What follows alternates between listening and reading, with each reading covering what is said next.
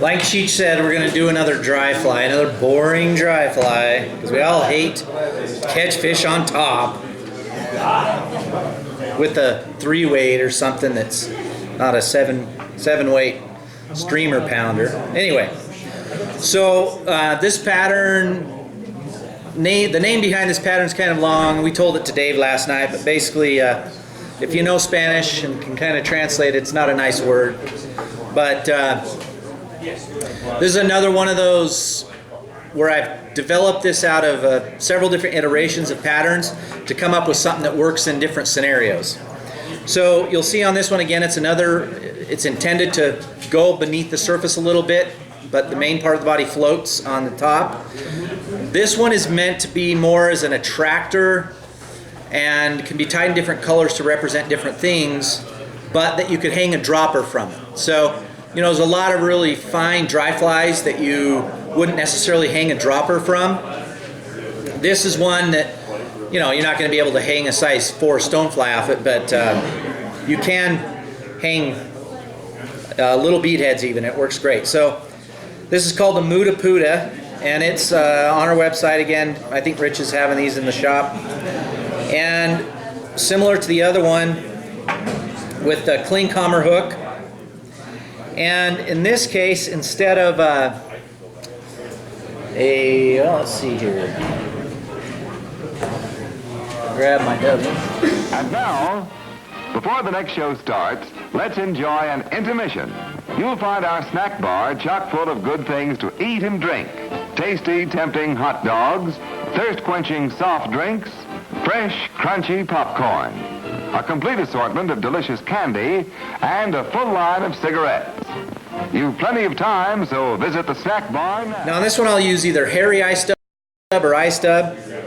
And this, I just brought my ice stub, so I'm going to tie in a hot spot. And probably got way too much there. Actually, before I do that,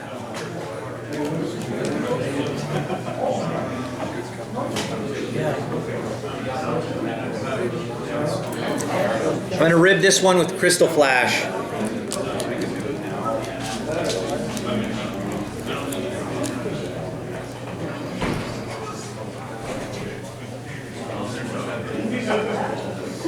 And then we'll tie in our hot spot. Want this little butt section to be kind of small. And then we're going to switch to black. So I make these in olive, tan, black, red, orange. But this is, the black's going to be more along the lines of maybe a smaller cicada imitation or whatever. But again, these are meant to be imitative of several different things. So just cover up that butt section. And then I'm going to dub this up to the body, or the thorax area.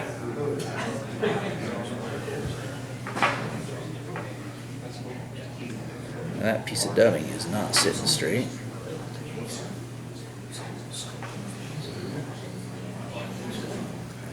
Okay, and then we just wrap our Crystal Flash on up through the body.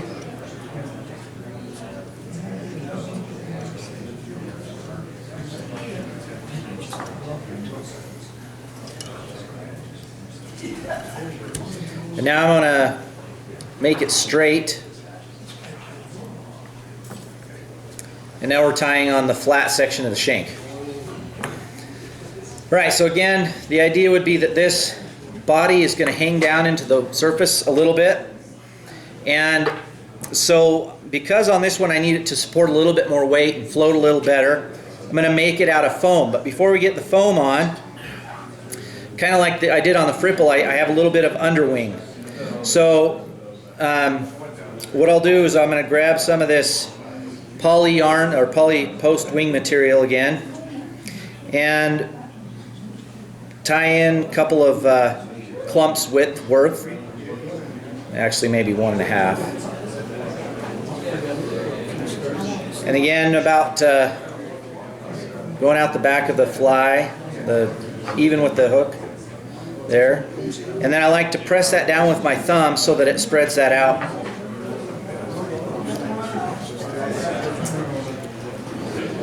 And lop that off. Okay, so that'll give it a little bit more flotation. And I'm going to grab some cow elk in black.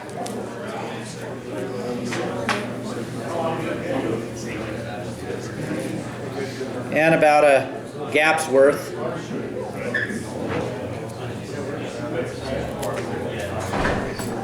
You're going to have to get on the table and do a dance here. You're losing them back. I guess so.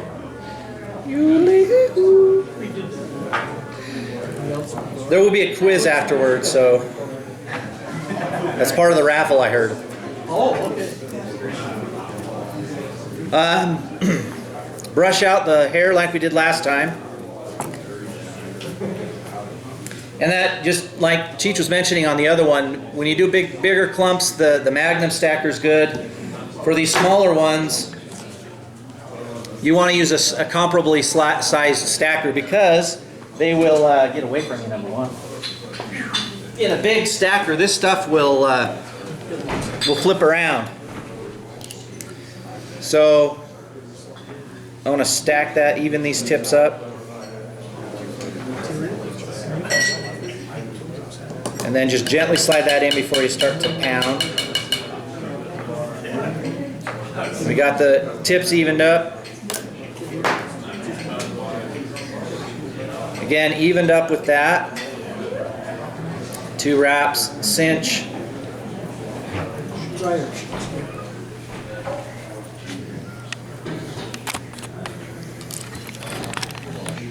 And I'll just work my way forward. Now this one, none of this stuff is going to be visible. So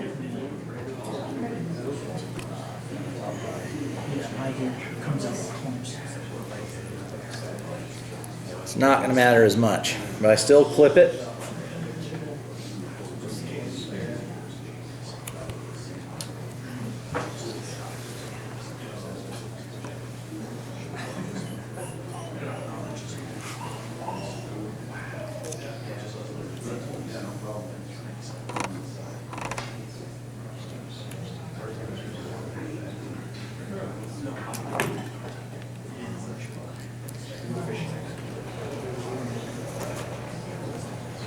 Right, I'm going to work my way back to about even with the hook point. And I grab a piece of 2mm foam and gauge that to about the hook gap. That's one of the, if you're tying a lot of flies, a way to be consistent is to make sure you measure your material's widths and thicknesses with something that you can be consistent with. Whether you have a little ruler or measure it with respect to hook proportions. You know, as you see a lot of beginning tyers, that's probably their biggest challenge, is keeping the proportions right and consistent. So what I want this is going to kind of create a little bullet head effect. And so in order to do that, I'm going to measure back to right behind the hair and punch a hole through this with my bodkin and work it away so it's even. And then I'm going to stretch that over the eye of the hook like so. And then I'll pinch, and now I'm going to trim this down so it's not going to be this way permanently. And then before I do that, I need to get some super glue, because if you don't, the foam has a tendency to start to twist on me. And once you get the super glue in here, you kind of have to work fast.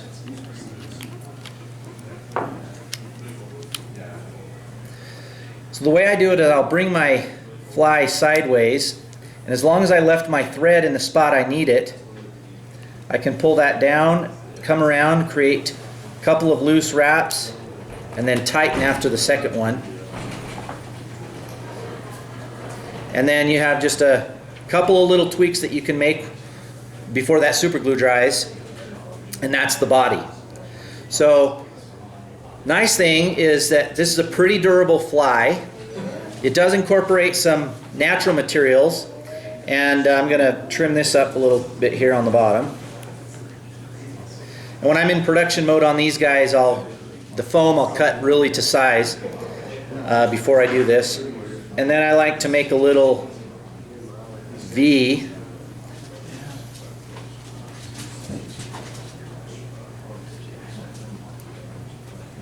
Like so. And the important thing here too is if you use thicker foam or you have this wing piece that's too long, it'll cause the fly to lie on its side. So you want to make sure you trim that, and if you see them starting to do that, either make your foam thinner or cut it off shorter there. Okay, and we're only going to really do a couple more things here. It's a very simple tie. I'm going to put some legs on here. And I just used that same method I did last time. Two wraps, pull it over to the other side, and it'll engage right down into that slot. One more firm wrap. Now I'm going to take some fluorescent orange Parapost. And this is just going to be a nice little strike indicator. And I usually do that same 2 soft wrap, pull it in there, trim, trim, and now I can whip finish. I can find the whip finisher.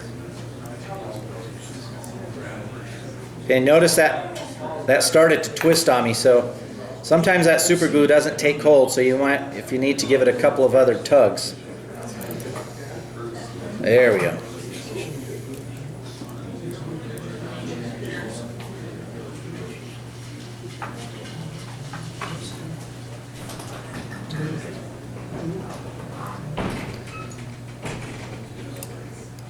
And then again, I like to end it on the bottom. I come in here and cut that off. And then I'll add a little bit of super glue to that joint as well.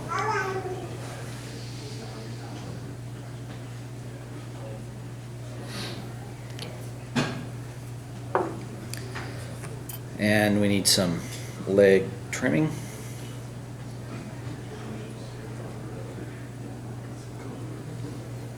Now we got some stray fibers here.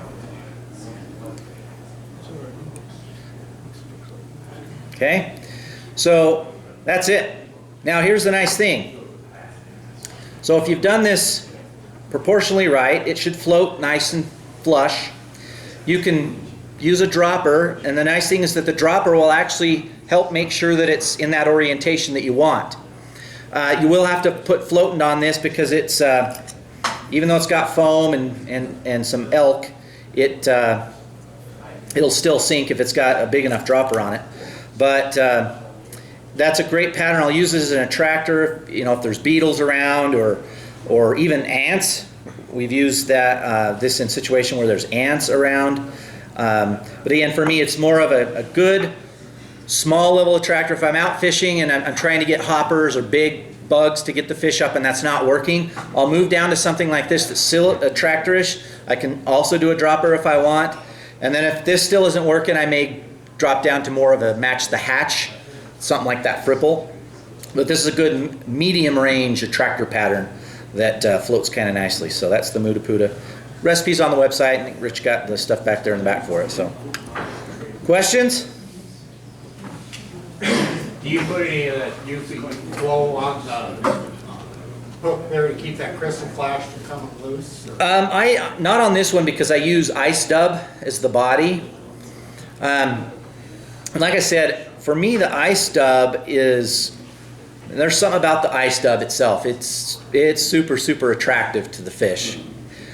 So in this case, I wanted the body to be looking a little bit more buggy than the other one.